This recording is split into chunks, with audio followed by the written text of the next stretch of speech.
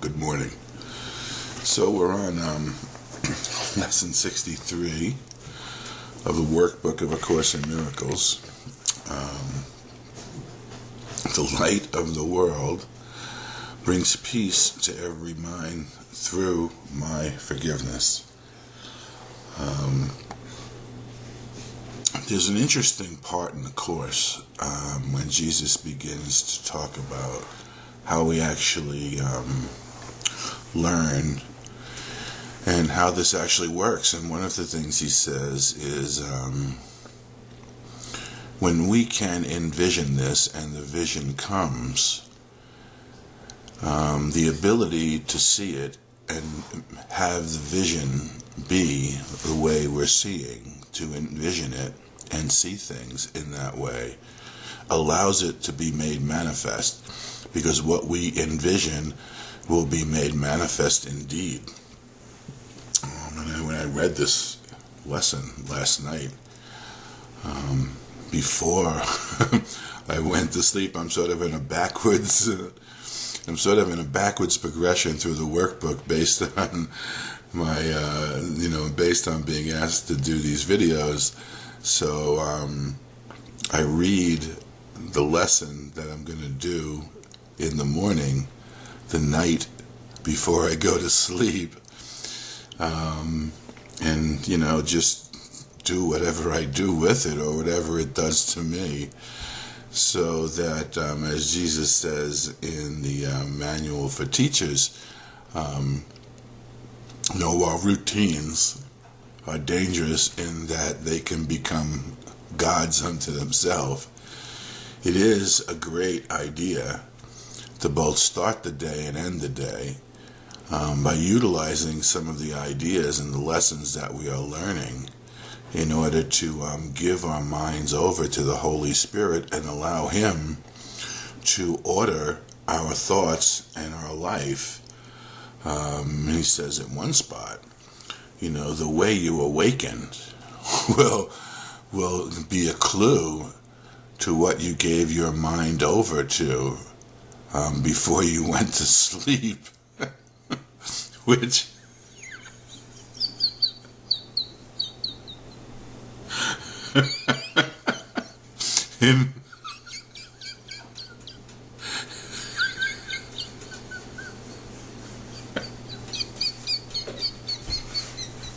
in a particular way is the entire Course in Miracles, because when you awaken to the memory of what you forgot when you went to sleep, but was previously your reality. So in a particular way, in each and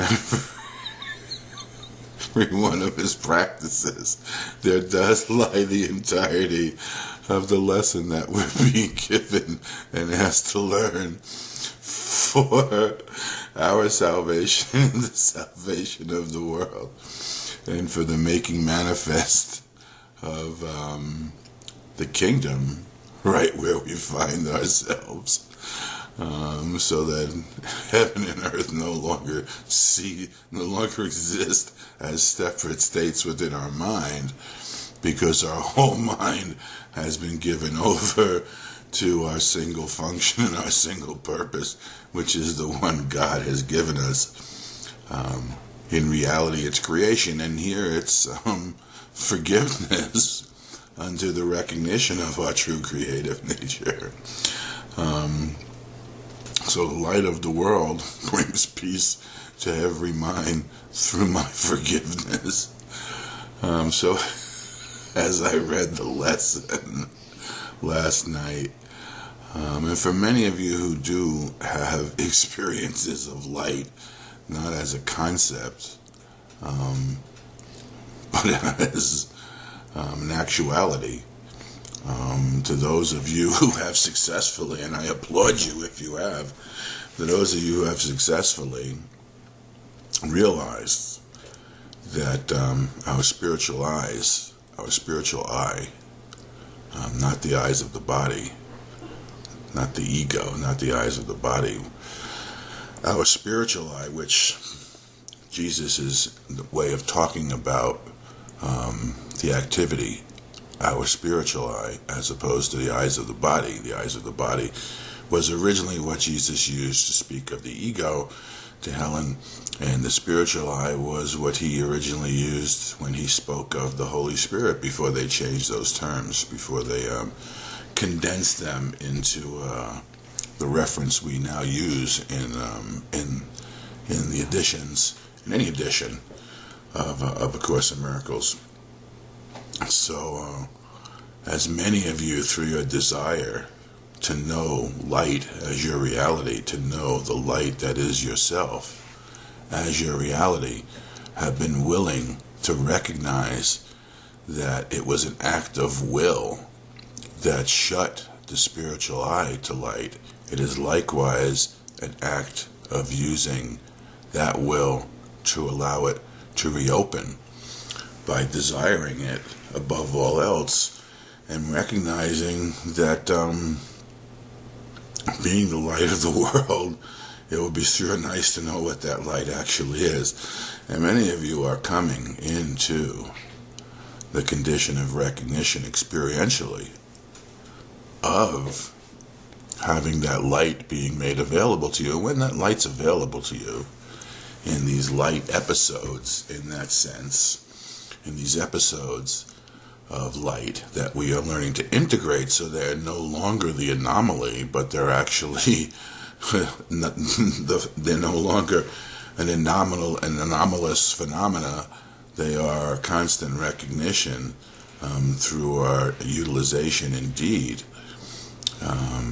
So as we recognize these light moments, we see the totality of the breadth and the width of what this light is and what we are in that light.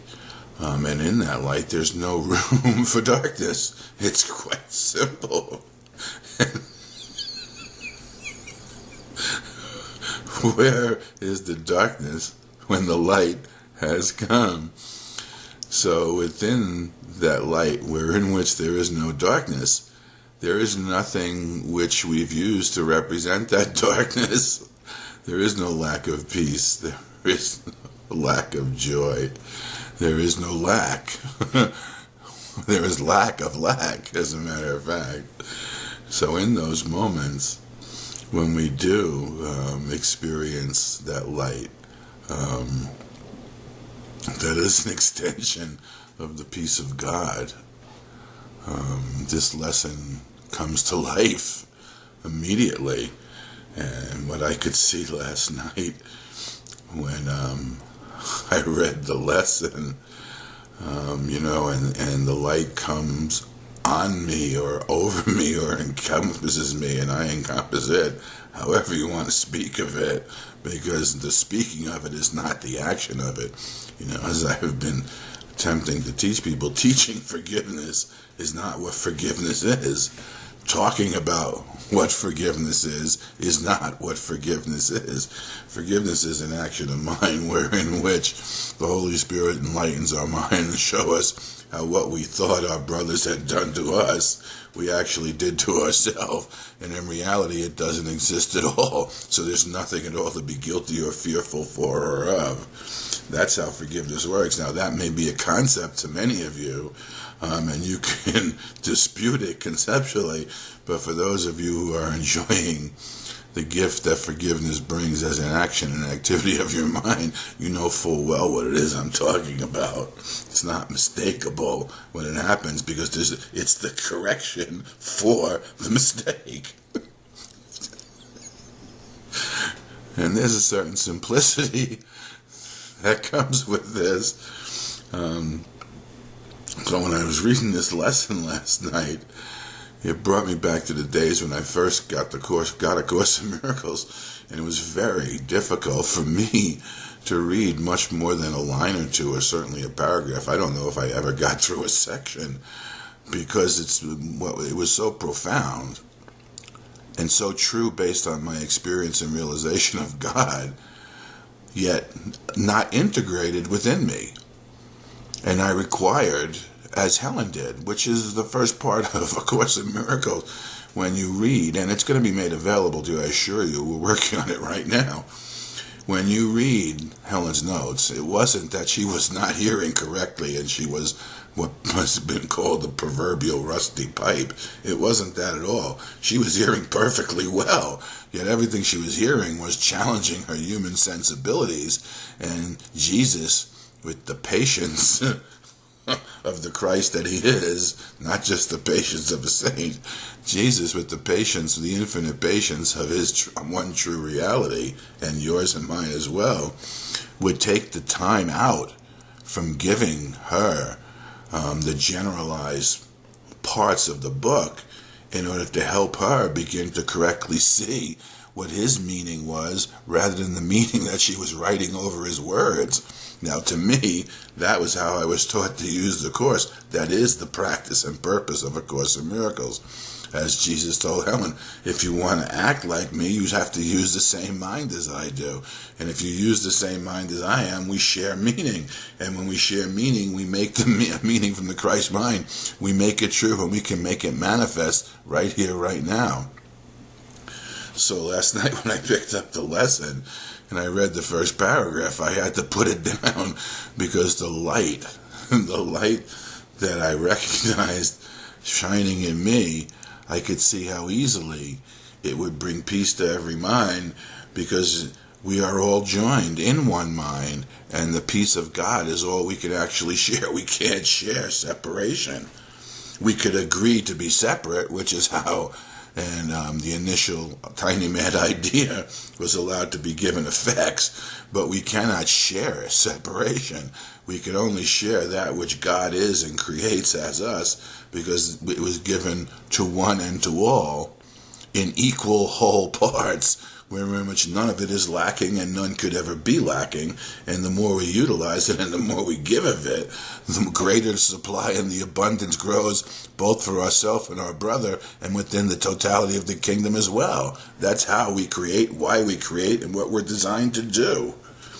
So when I read, how holy are you who have the power to bring peace to every mind, how blessed are you who can learn to recognize the means for letting this be done through you. What purpose could you have that would bring you greater happiness? Perhaps you're seeing in my laughter the greatness of the happiness and joy in the recognition that if I can envision this in any given moment, it must be possible, and it will be made manifest to one and to all. Now, I'm not special in any regard, believe me. If you looked into my past, it would be at least as sordid as any of your past, and perhaps more. I just may have been unwilling to suffer any more sickness, pain, suffering, and death when offered the opportunity by the voice of God to say yes to saving the world, because saving the world was saving my own ass from the world. And then it was dawned on me, it was the recognition that there was nobody punishing me but myself. God certainly wasn't judging me, so he wasn't meting out punishment. Jesus certainly could not be punishing me, nor was he looking at my own theory of worthlessness and shame, because he was the one who made the offer. And I assure you, he knows you better than you know yourself here in space and time, because being in space and time is the condition of not knowing yourself, until finally you can align and converge with the mind of Christ through Jesus as our intercessor and intermediary, and become the Christ yourself. Now, that's what it means to get beyond the Course in Miracles. To get beyond the Course in Miracles doesn't mean it was time for you to put it down because you went on to another book. Getting beyond the Course in Miracles means your mind is so healed as to no longer hold illusions about yourself or your brother. So heaven and earth exist not as separate states, and the kingdom is being made manifest through you, just as this lesson talks about how blessed are you who can learn to recognize the means for letting this be done through you. Because if you can recognize, re-know the means for letting this be done through you, then it can be done through you indeed. And it will, and it is. Time is a sleight of hand.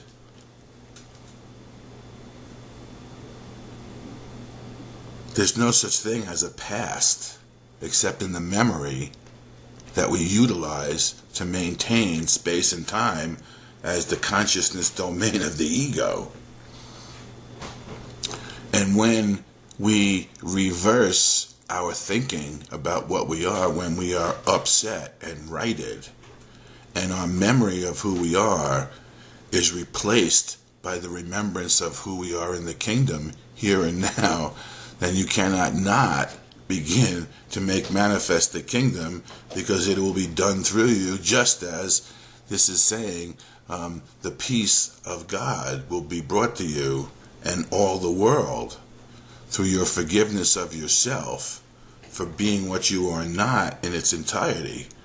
You will no longer be an illusion unto yourself. And don't be confused by the continuing symptoms of being able to utilize a body in space and time, because as we utilize, we have to learn that it was never the body that kept us from the kingdom. It was our thoughts about the body and the world. So everything that we previously used to hurt ourselves with must be given back to us, free from the meaning that we utilized before in order to hurt ourselves, so as to show us we are trustworthy, we are members of the kingdom, we are the kingdom, and there is nothing in the world that can hurt you or disturb your peace. And many of you begin to recognize that. It's a surprise. You are indeed the light of the world with such a function. The Son of God looks to you for his redemption. It is yours to give him, for it belongs to you. Accept no trivial purpose or meaningless desire in its place, or you will forget your function and leave the Son of God in hell. And who, O brother of mine, is the Son of God in hell but you, when you have forgotten your function?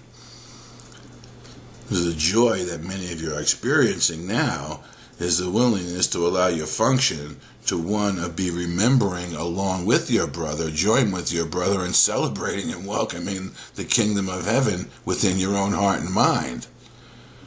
And when we join in the system of triangulation with that is which beyond space and time, while we're still in space and time, we cannot not begin to make manifest the kingdom. You will enjoy give up the world. You will enjoy giving to all in order to have all.